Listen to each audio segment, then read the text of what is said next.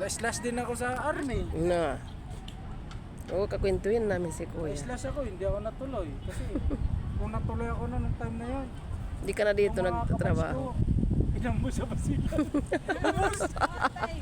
Kaya nga, kaya parang maganda rin yung ganun, no? Hindi ka nakasama. Yung pangalawa kong apply sa Marines, Na. nagkasambang message.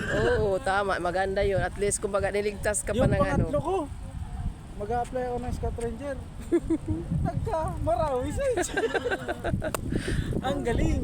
Ibig Ayaw sabihin, natuloy. oh, dito lang. Naging security. Mahal ko yung ano ko, profession. Ay, hindi basta-basta ang security guard. Mahirap din. Professional na rin ang security guard mo. Hmm. Kaya nakalagay sa ano namin. Oh, kasi talaga, oo.